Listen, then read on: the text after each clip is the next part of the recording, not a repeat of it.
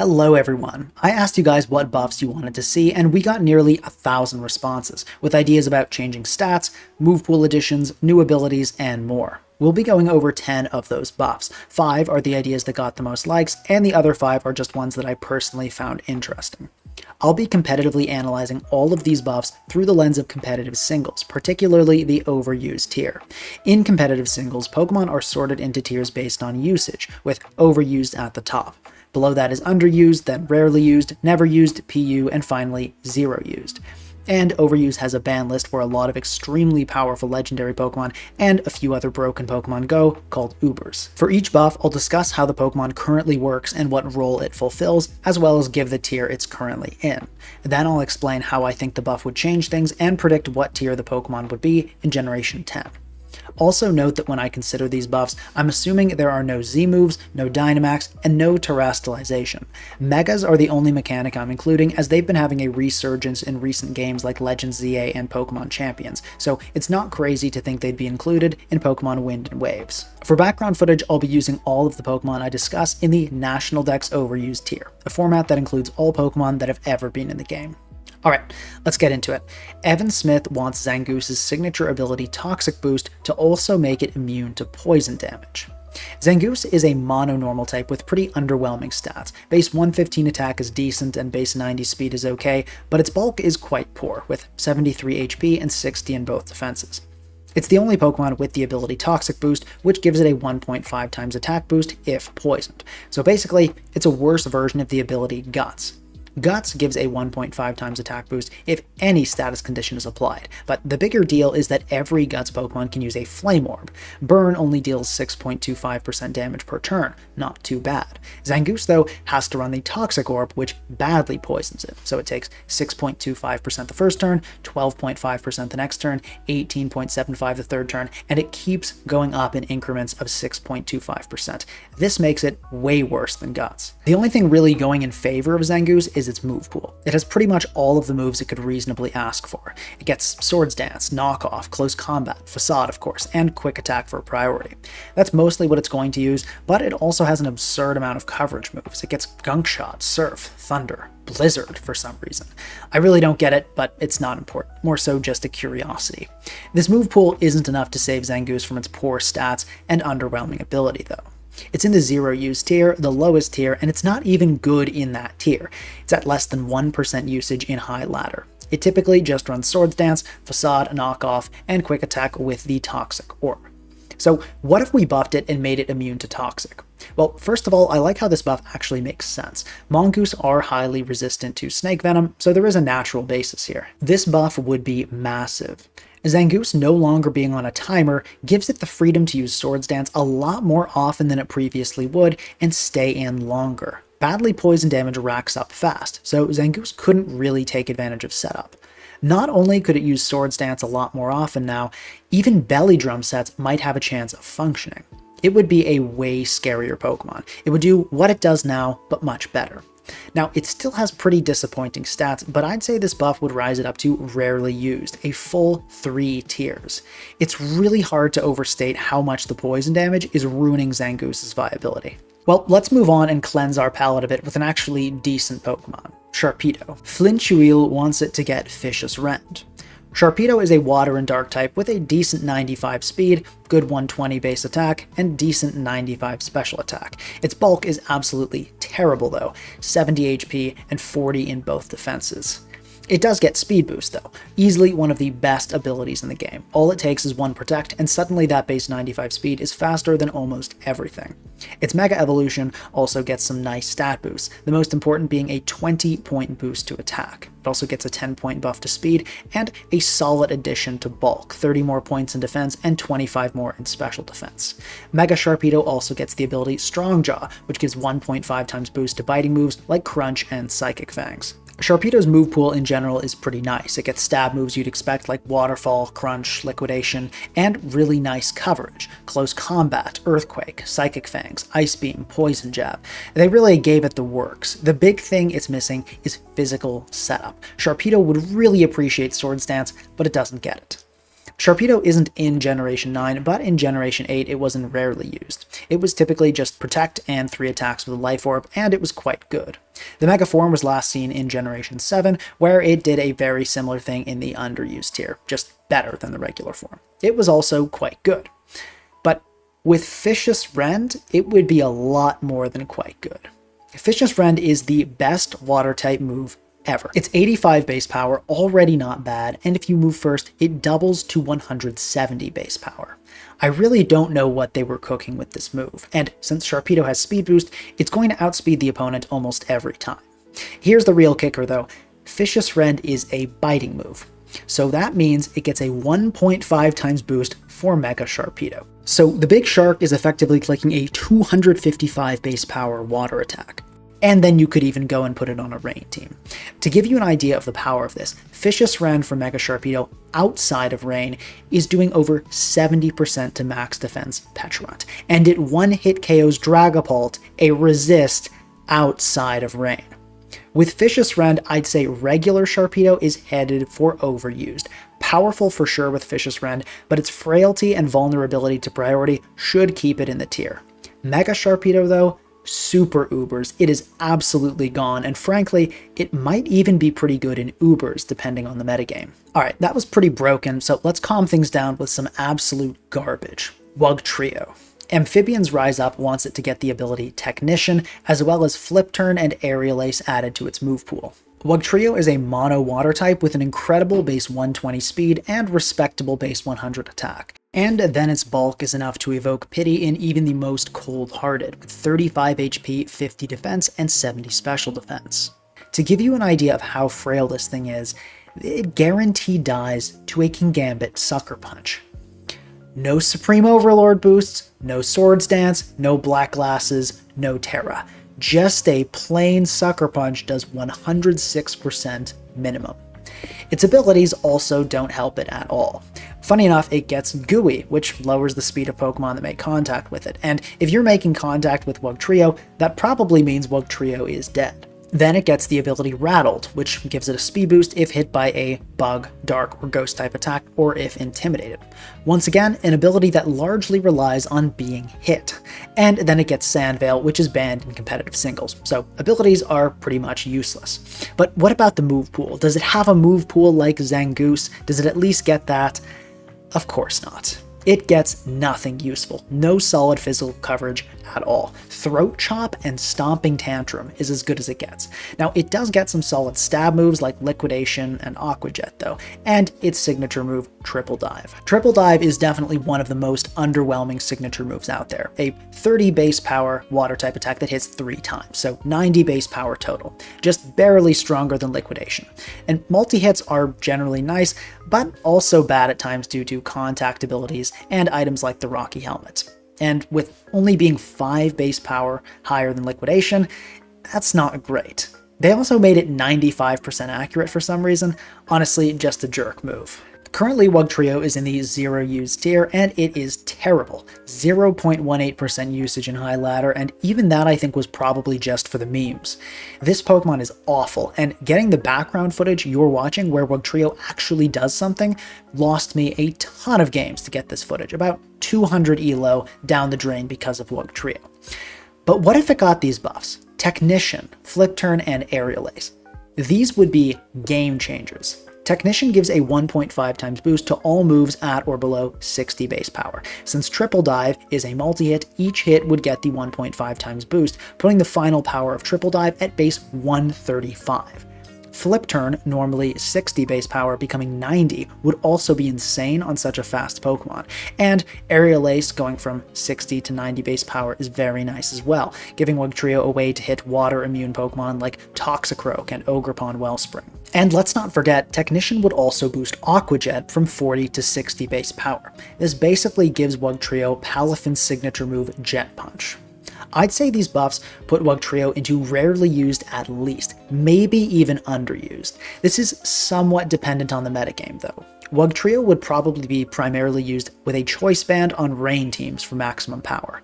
Depending on how good rain is, how many water absorbing Pokemon are in the meta, Wugtrio could end up in many tiers, but I'd say no lower than never used. It may even have a legitimate niche in overused. Technician is really not an ability to be trifled with. To give you an idea, in rain, a choice band set would do about 60% to max defense Petrant with triple dive. That's no joke. This next Pokemon, though, sadly, is a joke. Ampharos. Aaron wants it to get Draco Meteor and Tail Glow. Alright, so let's unpack Ampharos and Mega Ampharos. Its base form is Mono Electric, which changes to Electric and Dragon when it Mega Evolves. The base form gets Static, which is great for defensive Pokemon, but not so much for a Pokemon without healing and pretty mediocre bulk. The Mega gets Mold Breaker, which also doesn't really help it out very much. Its base form has pretty evenly spread out stats, a solid base 115 special attack, mediocre bulk, and a pretty awful base 55 speed. The Mega form gets a massive 50-point boost to special attack, a 20-point buff to both defensive stats, a useless 20-point buff to physical attack, and they made it even slower, taking away 10 speed. Ampharos actually has an incredibly diverse move pool though, but only on the physical side, where it really doesn't help. The special side is what matters, that's the higher stat by far, and it's really lacking there. It gets Focus Blast, Dazzling Gleam, and stabs like Dragon Pulse and Thunderbolt. That's really about it as far as coverage goes. It has no recovery, and no way to boost its special attack other than Charge Beam. The regular form is in the zero use tier, mostly used as a Volt Switch pivot, but it's pretty terrible, only 0.14% usage in High Ladder in the lowest tier. Mega Ampharos' last appearance was in Generation 7, where it was in the rarely used tier. Similar to its base form, it was mostly used as a Volt Switch pivot. But what if we gave it Tail Glow? Well, I expect both sets would make a transition to sweeping variants. Ampharos gets Agility, so the primary set would become Agility, Tail Glow, Thunderbolt, and probably, for the last slot, either Dragon Pulse or Draco Meteor for the Mega sets, and probably either Dazzling Gleam or Focus Blast for the non-Mega sets. This would be insanely powerful, I'll admit, particularly the Mega form. Especially with Mold Breaker to bypass Unaware, this would make Mega Ampharos an incredible stall breaker. After a Tail Glow, Draco Meteor one-hit KOs Clodsire, and it can easily break past Calm Mind Blissey. Now, this may seem really good, but there are some huge limitations here. Both forms of Ampharos are still super slow. To look at Mega Ampharos, even timid max invested after Agility is just barely outspeeding Zamazenta. So faster Pokemon like Dragapult, or really any Choice Scarfer, is still outspeeding after an Agility. It's also not easy to be a double dance set. Having to use both Agility and Tail Glow gives a lot of time for your opponent to attack, and potentially either KO you as you try to set up, or put you in range of being easily finished off by a Scarfer or a priority move. Tail Glow and Draco Meteor would be huge buffs, but it certainly wouldn't make Ampharos broken. I'd say the base form would probably go to rarely used, and the Mega form to underused. On screens or Aurora Veil teams, it may prove to be too problematic, and its Mega form may get banned from underused, but I don't see it getting enough usage to ever become overused. It's just too slow. We've also got to consider the existence of Raging Bolt. Sure, Mega Ampharos has better stats in many areas, but that comes from holding a Mega Stone. With a Choice Specs or a Booster Energy, Raging Bolt is way stronger than Mega Ampharos, and it gets priority Thunderclap. Sure, Raging Bolt doesn't get Tail Glow, but even with that considered, I really can't see it competing with Raging Bolt and overused. You know what else I can't see competing and overused? This next Pokemon, even after its buff. Jamathan wants Sandslash to get the Rough Skin ability and the move Spiky Shield. I was really surprised to see this buff. What surprised me was that someone would ask for so little. They didn't want Sandslash to get 200 points of stat buffs, a crazy new ability, or V-Create, or anything like that. They just want Rough Skin and Spiky Shield. What surprised me more, though, is that this comment got 138 likes. 138 of you wanted me to go over this, so let's discuss this extremely marginal buff for Sandslash. Sandslash is a mono ground type, and it has respectable physical bulk with 75 HP and 110 defense, and a pretty decent base 100 attack. It goes downhill from here, 55 special defense and 65 speed. Its only legal ability is Sand Rush, which is pretty rough since it's vastly outclassed by other Sand Rush users like Excadrill. The real strength of Sandslash is its move pool. It gets a lot of high value supporting moves. Rapid Spin, Stealth Rock, Spikes, and Knockoff are the big ones. It usually runs some combination of these alongside Stab, Earthquake. It's in the 0 use tier, but unlike Zangoose and Wugtrio, it's actually good in this tier at 14% usage in high ladder. It usually runs a Rocky Helmet defensive set using the aforementioned support moves. It's a physically defensive Pokemon that is clearly already being hit by contact moves since it uses the Rocky Helmet, so giving it Rough Skin would definitely be a buff. It would do what it does now, but a little bit better. As for Spiky Shield, I don't think it would ever actually use this move, as it really wants to be using those supporting moves, but it does make thematic sense. Sandslash would probably get bumped up to PU with this buff, maybe never used. That's about it. It would get a little better. I'm confused as to why this idea was so popular, but I hope you liked it nonetheless. Now let's do a broken one. Vibra wants to give Victini Victory Dance.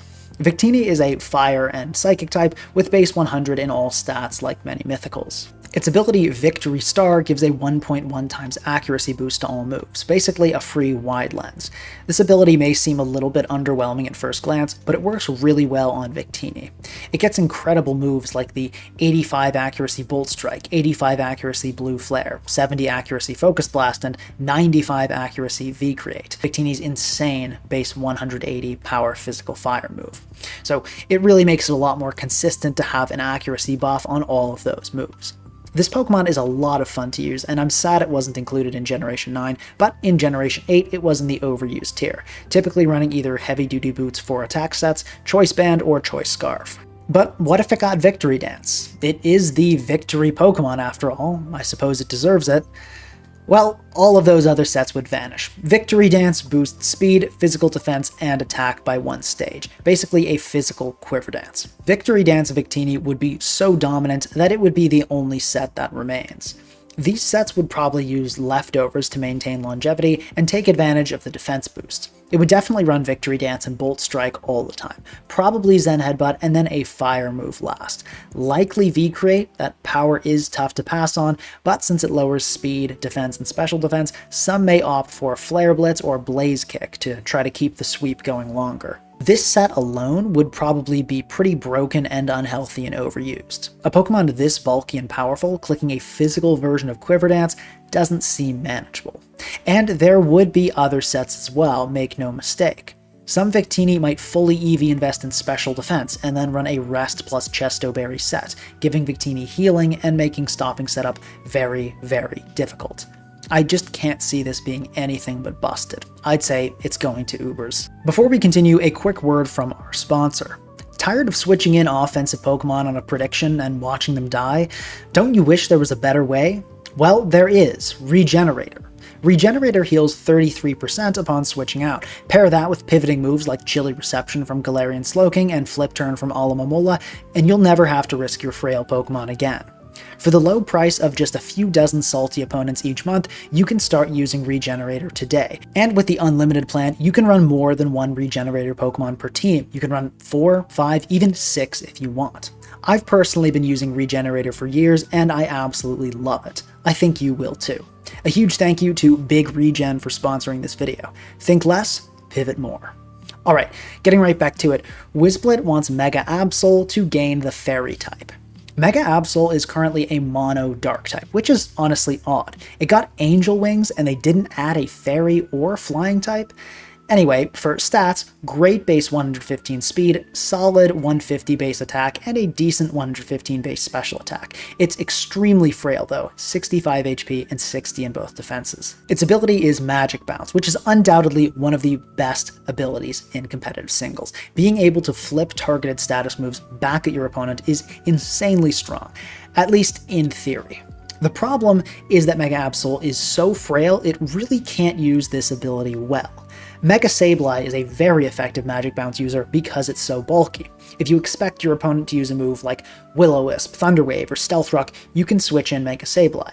And if you're right that they use that status move, good for you. Now your opponent has to deal with that status move reflected. If you're wrong and your opponent decides to attack, you'll probably tank the hit.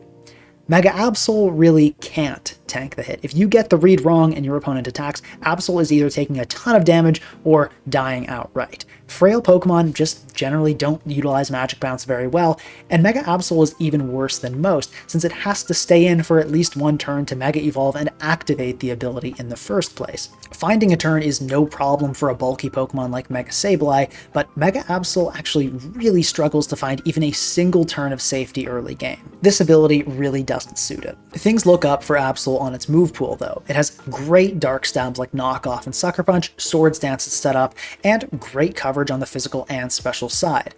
Close Combat, Ice Beam, and Flamethrower most notably. It also gets Play Rough, which is almost never used, but is notable because of this buff. Mega Absol's last appearance was in Generation 7, where it was in the rarely used ban list, meaning it was considered too broken to be in rarely used, but it didn't get enough usage to be officially considered underused. It was sometimes used in underused though, and it was typically just 4 attacks. But what if it was Fairy and Dark instead of just Dark? This is one of the best offensive type combos in the game, at least under the right circumstances. In Gen 9 Overused, Kingambit, Galarian Moltres, Darkrai, and Hydreigon would all make use of Terra Blast Fairy alongside their Dark Stab. There's a lot of synergy here. Dark is resisted by Fighting, Dark, and Fairy. Fairy coverage hits Fighting and Dark super effectively, and Fairy neutral. Fairy type, of course, can't hit Poison, Steel, or Fire types well, all of which Dark can hit for neutral damage. Both Fairy and Dark also have no immunities, either through natural typing or abilities, so this offensive type combo is extremely reliable. If you have Fairy and Dark coverage, nothing can be immune to your hits, nothing is going to resist your hits, and you'll get some super effective hits as well. This sounds great, right? And yeah, it is, but just like with Magic Bounce, I don't think Mega Absol is really equipped to take advantage of this great thing. Dark Fairy is hitting almost everything for neutral damage, but it doesn't get a lot of super effective hits compared to many other offensive type combos. Pokemon like Kingambit used Terra Blast Fairy so well because there's a ton of power behind its moves. A neutral hit is enough. Mega Absol isn't actually that strong. Base 150 attack sounds like a lot, but when you realize it doesn't have an item, it's not that great. And Play Rough at 90 base power isn't a crazy strong move. Now it would be a nice buff for sure, the Fairy typing is great defensively, and another stab is nice, but I don't think it's enough to move the needle much on Mega Absol. It's still extremely frail and not powerful enough to justify it. I'd say it would end up in rarely used or underused, about the same or maybe even lower than before as power creep marches on. Now for a dark type with a more promising buff. Jaum wants Zoroark to get a 20% damage boost when it's disguised. Zoroark has 2 forms, and I'm assuming this buff applies to both, so we'll discuss them both. The Unova form is Mono Dark, and has a solid 105 base speed, 120 special attack, and decent 105 base attack. It has really awful bulk, 60 in HP, and both defenses. The Hisuian form has the fantastic normal and ghost typing, and it gets a 5-point boost to speed and special attack relative to the Unova form, losing 5 points in HP and physical attack. This is definitely a good deal. The Hisuian form got the better end of the stats and the typing. They both have the ability Illusion, really an incredibly interesting ability. Zoroark will disguise itself as the Pokemon in your final team slot, and if you switch in the Pokemon in that final team slot, the order of your team changes, so you can shift what Zoroark is disguised as mid-game. This can really catch some people off guard. This allows you to get surprise KOs, particularly if using a choice spec set. This ability does have major limitations though. Illusion will only copy appearance, that's it. It's not like Ditto at all. If you copy a Landorus Therian that's on your team, you won't intimidate your opponent, so that's a dead giveaway. If you copy a Rillaboom and no Grassy Surge happens, your opponent will probably notice. It also doesn't copy HP, so if your Zoroark is copying Pokemon that was damaged, or if your Zoroark gets damaged, once again, that's a dead giveaway. And in Generation 9, if a Pokemon terastallizes, Zoroark will not copy the visual effect of that Terra, another dead giveaway. I know we're not talking about Terra and considering that for the buffs, but I still wanted to mention that. So basically, Illusion has huge limitations, but if this ability is used correctly, it can be really powerful and really difficult to deal with. Now onto the move pool. Both forms get stabs like Dark Pulse, Shadow Ball, and Hyper Voice, along with fantastic coverage like Flamethrower, Focus Blast, Grass Knot, and Sludge Bomb. And they can boost their special attack with Nasty Plot as well, but often choose not to due to their extremely poor defenses. They also both have a really solid physical move pool, both getting Knockoff, U-Turn, Swords Dance, and Low Kick. The Unova form also gets Sucker Punch, and the Hisuian form gets Shadow Sneak and Poltergeist. Mainly though, we'll be focusing on the special sets, which are generally better. Unova Zoroark is in PU, the second lowest tier, but it's at least a top tier in PU. It's an offensive U-Turn pivot running a variety of physical, special, or mixed sets with a lot of item variation. Hisuian Zoroark is in the rarely used ban list, much higher than its Unovan counterpart. It's not very good and underused, but it is at least viable, and is most commonly used with choice specs. So what if we gave it a 20% power boost when Disguise is up? Well, the first thing we need to get straight is that this basically means a 20% power boost all the time. Zoroark's illusion goes away when it's being hit, but it comes back if it switches out and enters again. And with Zoroark's bulk, if it's not dying to the first hit, it's definitely dying to the second. So the illusion is going to be up 90+% of the time Zoroark is attacking. Next, we need to understand how big 20% is. That's almost a free life orb. This buff is basically equivalent to granting Hisuian Zoroark a 160 base special attack stat, and regular Zoroark is not far behind. This would be a complete game changer for sure. I'd say this brings regular Zoroark to rarely used and gets Hisuian Zoroark to underused or maybe even overused. There's even a small chance that this would lead to the Hisuian form getting banned to Ubers, although I doubt it. The issue with an ability like Illusion is that if it's played right, there's really no way for your opponent to know what is Zoroark and what isn't. And with a 1.2 times boost to an already strong Pokemon, stack on a choice item, things could get pretty toxic. A choice spec super-powered Flamethrower, Grass Knot, Shadow Ball, Dark Pulse, Sludge Bombs, Focus Blast, whatever, coming out and KOing random Pokemon, I could see players getting sick of this. This power buff would make a lot of things one-hit KOs that currently aren't one-hit KOs. It's a really fun idea, but perhaps Zoroark is best left as it is. I'm not sure we want a Pokemon with Illusion to be that strong. Next up, Pikmin-Man13 wants Magnezone to get Aurora Beam and Overheat. For those that don't know what Aurora Beam is because of how competitively irrelevant this move is, it's a 65 base power Ice-type special attack. It is a 10% chance to lower the target's attack, which doesn't really matter. Basically, they want Magnezone to get Hidden Power Ice again, and a super-powered Hidden Power Fire. First, let's go over where Magnezone is at now. It's a Steel and Electric type with overall okay stats. 130 special attack is great, its bulk is solid with 70 HP, 115 defense, and 90 special defense, but its base 60 speed is the problem and the main thing that's been holding it back. It gets two relevant abilities, Analytic and Magnet Pull. Analytic gives a 1.3 times boost to Magnezone's attacks if the opponent moves first or switches out, but Magnet Pull is the real reason most people use Magnezone, which prevents Steel types from switching. Now, do note that Ghost types are immune to all trapping, and this trumps Magnet Pull, so Magnezone will not be able to trap Goldengo or Aegislash. Magnezone's current move pool is pretty disappointing. It gets the stab moves you'd expect, Thunderbolt, Volt Switch, Flash Cannon, and it also gets Iron Defense Body Press, but it's a shadow of its former self. Back in Generation 7, Magnezone had Hidden Power Fire to destroy steals like Scizor, Ferrothorn, and Kartana. It was in Overused, and it would use Choice Scarf and Choice Spec sets most commonly. In Generation 8, it lost Hidden Power, but there were still a lot of Steel types it could trap with Iron Defense Body Pressed, and it remained Overused.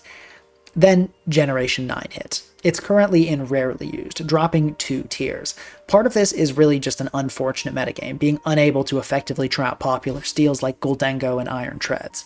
Part of it is also Terra. Magnezone could theoretically trap and KO Kingambit with an Iron Defense Body Pressed, but Kingambit can just Terra and get out of it. So, is Overheat and Aurora Beam enough to save Magnezone? Well, I would say yes. Assuming Terra is gone in the next generation, Overheat would be a game changer. This would allow Magnezone to destroy a lot of steals that currently give it trouble, making Choice Scarf and Choice Spec sets once again very effective. The loss of Hidden Power Fire is really what killed those sets in the first place, and Overheat is more than twice as strong.